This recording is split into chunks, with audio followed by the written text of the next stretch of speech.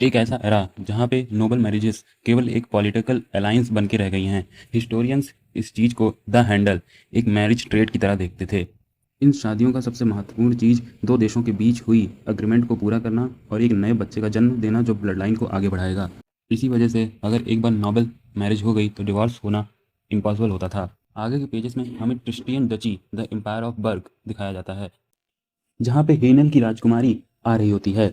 फिर हमें राजकुमारी का चेहरा दिखाया जाता है और फिर आगे के पेजेस में हमें बताया जाता है कि जब से एम्पायर ऑफ बर्ग में रिचर्ड थर्ड किंग बना है, उसने पिछले 20 सालों में आधे से ज़्यादा कॉन्टिनेंट्स को अपने अंदर कर लिया है।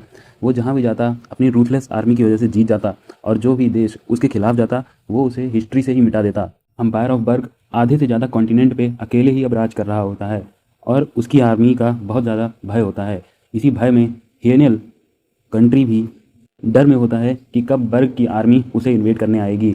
लेकिन एक दिन हियनल में एक बर्ग से एक रॉयल गार्ड आता है जो एक पत्र देता है जो कि रिचर्ड थर्ड के द्वारा होता है, एक मैरिज अलायंस का विथ हेनियल। इस मैरिज प्रपोजल को हेनियल बहुत जल्दी स्वीकार कर लेता है और वो प्रॉमिस करता है कि वो अपनी प्रिंसेस को एज अ ब्राइड भेजेगा।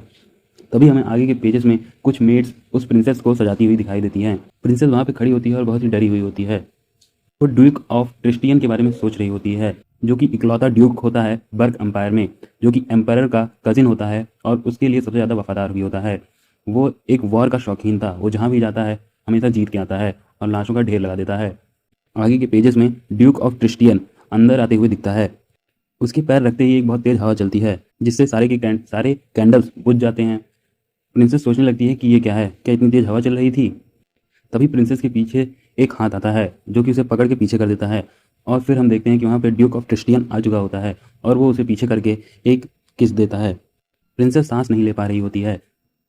प्रिंसेस उसे धक्का मारती है और फिर उसकी आंखों में देखती है, उसकी आंखें एकदम लाल होती हैं। ड्यूक ऑफ क्रिस्टियन अपने कपड़े उतारने लगता है और वो आगे बढ़ता है। प्रिंसेस उसे रुकने को कहती है लेकिन तो वो नहीं रुकता है और फिर आगे जो होता है वो आप देख सकते हैं स्क्रीन पे। फिर आगे के पेजेस में हमें एक फ्लैशबैक दिखाया जाता है जहाँ पे उस प्रिंसेस से बोला जा रहा होता है कि तुम्हें क्रिस्टियन जाना है, जहाँ पे तुम्हारी डेथ एक सेक्रीफाइस की तरह होगी, वो भी हेनियल्स के शेक के लिए। तुम्हें ड्यूक की वीकनेस को पता करना है और अगर उसकी कोई वीकनेस नहीं है तो तुम्हें एक वीकनेस क्रिएट करनी है।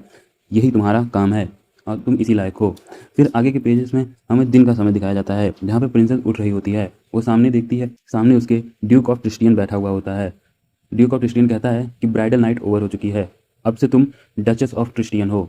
तभी वो जाने लगता है और कहता है अगर तुम्हें कुछ भी चाहिए हो तो हेड बटलर से मांग लेना। तभी प्रिंसेस चिल्ला के कहती है नहीं, क्योंकि मैं असली प्रिंसेस नहीं हूँ, मैं तुम्हारी ट्रू ब्राइड नहीं हूँ जिससे मैरिज अलायंस बनाई जाएगी, बल्कि मैं यहाँ इसलिए भेजी गई थी ताकि मैं ये देख सकूँ कि ड्यूक ऑफ क्रिस्टियन अपनी मैरिटल ड्यूटीज़ को पूरा कर सकता है कि नहीं।